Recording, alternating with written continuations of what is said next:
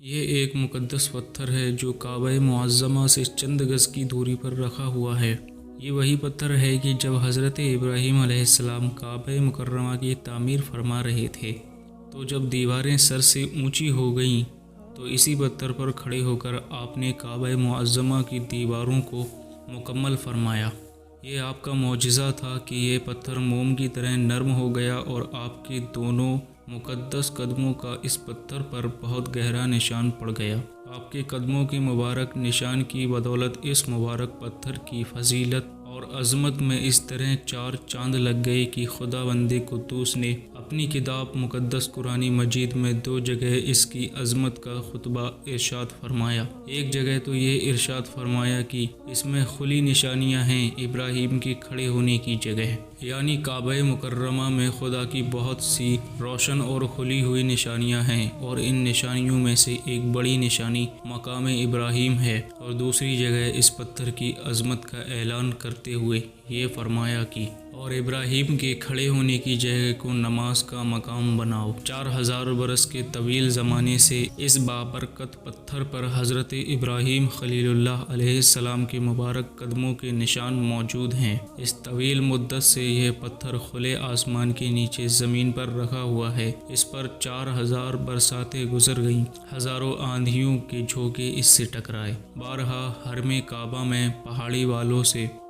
نالوں سے برسات میں سیلاب آیا اور یہ مقدس پتھر سیلاب کے تیز دھاروں میں ڈوب رہا۔ کروڑوں انسانوں نے اس پتھر پر ہاتھ پھیرا، مگر اس کے باوجود آج تک حضرت ابراہیم خلیل اللہ علیہ السلام کے جلیل القدر قدموں کے نشان اس پتھر پر باقی ہیں، جو بلا شبہ حضرت ابراہیم علیہ السلام کا ایک بہت ہی بڑا اور نہایت ہی معظم معجزہ ہے۔ اور یقیناً یہ پتھر خدا بند قدوس کی آیات بینات اور کھلی ہوئی روشن نشانیوں میں سے ایک بہت بڑا نشان ہے، اور اس کی شان کا یہ عظیم الشان نشان ہر مسلمان کے لیے بہت بڑی عبرت کا سامان ہے کہ خدا بند قدوس نے تمام مسلمانوں کو یہ حکم دیا کہ تم لوگ میرے مقدس گھر خانہ کعبہ کے طواف کے بعد اسی پتھر کے پاس 2 رکعت نماز ادا کرو۔ تم لوگ نماز تو میرے لیے پڑھو اور سجدہ میرا ادا کرو، لیکن مجھے یہ محبوب ہے کہ سجدوں کے وقت تمہاری پیشانیاں اس مقدس پتھر کے پاس زمین پر لگیں کہ جس پتھر پر میرے خلیل جلیل حضرت ابراہیم علیہ السلام کے قدموں کا نشان بنا ہوا ہے۔ مسلمانوں، مقام ابراہیم کی عظمت شان سے یہ سبق ملتا ہے کہ جس جگہ اللہ عز و جل کے مقدس بندوں کا کوئی نشان موجود ہو، وہ جگہ اللہ تعالیٰ کے نزدیک بہت زیادہ عزت و عظمت والی ہے، اور اس جگہ خدا کی عبادت خدا کے نزدیک بہت ہی بہتر اور محبوب تر ہے۔ اب غور کرو کہ مقام ابراہیم جب حضرت خلیل اللہ علیہ السلام کے قدموں کے نشان کی وجہ سے اتنا معظم و مکرم ہو گیا، تو خدا کے محبوب اکرم اور حبیب معظم صلی اللہ تعالی علیہ وسلم کی قبر انور کی عظمت و بزرگی اور اس کے تقدس و شرف کا کیا عالم ہوگا کہ جہاں حبیب خدا صلی اللہ تعالی علیہ وآلہ وسلم کا صرف نشان ہی نہیں بلکہ خدا کے محبوب اکرم صلی اللہ علیہ وآلہ وسلم کا پورا جسم انور موجود ہے، اور اس زمین کا ذرہ ذرہ انوار نبوت کی تجلیوں سے رشک آفتاب اور غیرت مہتاب بنا ہوا ہے۔